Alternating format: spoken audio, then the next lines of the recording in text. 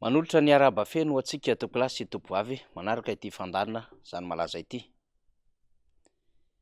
Ifantoka amin'ny fanamparam-pahefana sy ireo toetra amam-pomba ataon'ireo tompon'andraiki-panjakana amin'izao fotoan'izao ny fandarantsika. Izay lohahevitra izay dia ahafahantsika miresaka amin'ny ambanisainy kokoa fahefana ary hiaina an'ireo izay anampiraman'izany fahefana izany ny lanjan'ny maha-repoblika any Madagasikara. Ny fiainan'ny fitondrana amin'izao fotoan'izao tao anatin'izay 3 taona mahery izay ary efa amin'apitra mihitsy aza ny faha-efatra taona hitantanana firenena dia azo lazaina am'fo ary amin'ny saina tsy miangatra ny aminy hoe tsy fantatra izy ireo izany fahefana hitantanana firenena izany. Ary na mety misy mahafantatra aza satria alaim-panahy antsika ny eritreritra manao hoe hitondra fanjakana ve moa tsy efa mba niomana, ary hitondra fanjakana ve moa tsy mba misy ray na roa na telo na mety ho folo ao anatin'ny olona manalina izay omen'izy ireo seza no mba mahatakatra farafahakeliny monja ny asiny izany fahefana izay eo an-tanan'izy ireo izany. Raha ohatra ka tsy hain'izy ireo izany dia adidin'ny olom-pirenena, indrindra indrindra adidin'ireo vato nasondrotry ny tany manam-pahaizana malagasy, intellectuel malagasy no mampahafantatra azy ireo izany. Tsy famenarana izany fa tahaka ny hoe adidy aman'andraikitry fampizarana mba hanitsiana ny dia. Mety tsy mahafaly ny fitondram-panjakana le hoe manitsy ny dia satria ity fanjakana ity koa moa fanjakana mihevi-tena fo manam-pahaizana lehibe ary mampiasa an'ireo intellectuel maro ao anatin'izany fanjakana izany, ary nisy fotoana mihitsy nanaovana fikarohana izany tany amin'ny 2024 tany.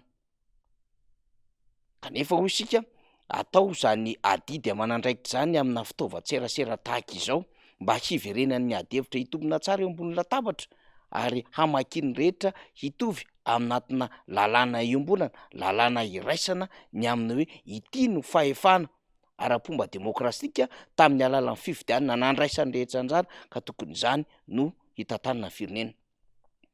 Zava ho azy ny filohan'ny repoblika dia voaray an'izany adihevitra resantsika izany. Ny eo anivon'ny anteny-meram-pirenena, ny anteny-meran-dolona ary ny an'ireo ratsana na hoe vonim-bahoaka-paritra hitsinjaram-pahefana tahaka ny faritra, ny distrika ary ny eo anivon'ireo komina ihany koa. Fa ny fatoan'ny adihevitra resantsika eto hoe lay nomena fahefana tamin'ny alalan'ny fifidianana izay manao tsinitsinina n'le nanome fahefana azy raha ny zava-misy.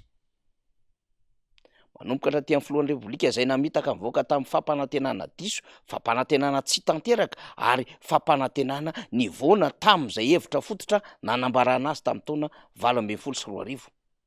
Manomboka amin'ny filohan'ny repoblika izay nampanantena fa ny EM ny initiative emergence Madagasikara no fanotra hivoahan'ny Madagasikara ao anatin'izao fantrana izao. Manomboka amin'ny filohan'ny repoblika ilay nampanantena fa izay tsy vita amin'ny filoha mifandimby tao anatin'ny 20 taona dia ho fitaina ao anatin'ny 5 taona.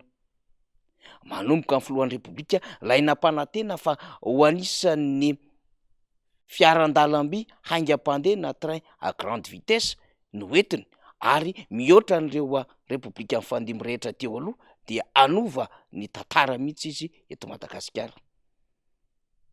Movie afaka miteny izy amin'izao fotoana izao fa tanteraka avokoa izany zavatra niresahany izany.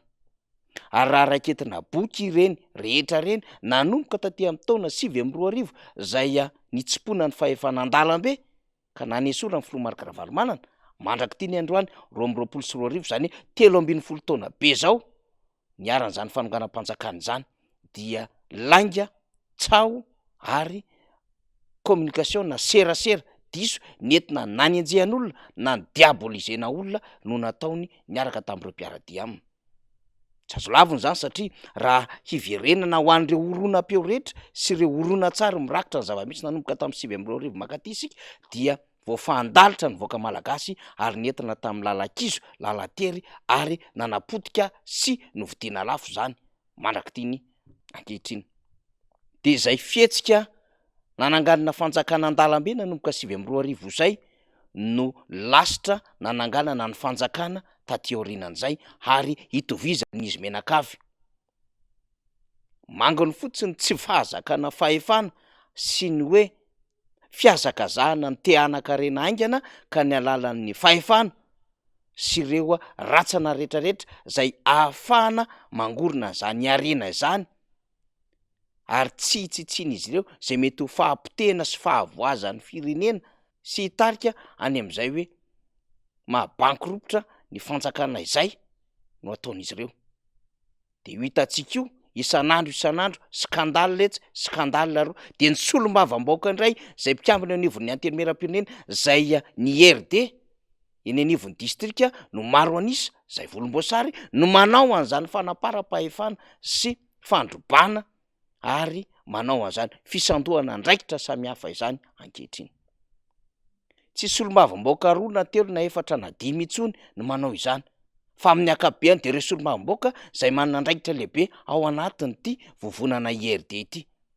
Ireo solombavam-baoaka zay fatra-piaro ny filoham-pirenena eo anatrehany hoe mbola mila ampitomboana ny fe-potoana iasany, fatra-piaro ny filoham-pirenena zay milaza fa tena niasa ary manao ny ezaka rehetra ampandrosoana ny Madagasikara, fatra-piaro ny filoham-pirenena amin'ny alalan'ny programa zay bidon, programa foana vida ary programa zay mbola tsy tanteraka ankehitriny. Izy ireo no hita ary re amin'ny fampalam-baovao samihafa fa manao izany skandale izany ary manapatra fahefana. De randran-tarihana sy hoe ohatra ny raisina avy any ambony nentintsika tamin'ny ady hevitra teo zany, barofo teo amin'ny fomba anakana amin'ny fahefana, fa barofo ara-pitantanana ary barofo amin'ny fampiarana ny lalàna eto Madagasikara no ataon'izao fanjakana izao. Ka mandram-paharoviana no tapo zao barofo zao. Iza no afaka hanolotra sosikevitra amin'ity fitondram-panjakana ity? Ny am'ireo ray aman-dreny, ny am'ireo androm-panjakana sy lehibe an'androm-panjakana sy am'ireo manam-pahaizana malagasy ka hiteny sy bitsika amin'izy ireo ny amin'ny atsaharo ny barofo zay hitantanana an'ity firenena ity. Satria tsy mbola na Madagasikara na Madagasikara ary tsy mbola fahita teto Madagasikara ny fitantanana firenena amin'ny fomba barofo. Barofo amin'ny fanodikodinam-bolam-panjakana, barofo amin'ny fanaovana raha-matahora ireo zay tsy mitovy hevitra aminy, barofo amin'ny alalan'ny fandripahana sy fanondranana ny harem-pirenena eto Madagasikara, barofo amin'ny fisandohana andraikitra, barofo amin'ny fandikan-dalàna sy ny sisa sy ny sisa. De fandrobana de fitantanana firenena amin'ny fomba barofo tahaka an'izay efa natao tamin'ny 2022 zany no hitantanana firenena am'izao fotoana izao. Ny fahefana nefa mandalo ary misy fetrany ihany fa tsy mandrakizay ary tsy mandram-pahafaty akory. Zay ny antsika ilazana fa inona ny ahazo ary inona no hanjo ireto mpitondra fanjakana reto raha toa ka mbola mitohy izao fomba fitantanana amin'ny fomba feno barofo izao. Ny ampitsony no aoko ilaza sy anamarina zany zavatra tiantsika ho resahan-jany fa hajanontsika eo aloha ny fandarina amin'ity androany ity, satria izany zava-misy zany malaza misaotra tompolahy, mankasitraka tompoko vavy.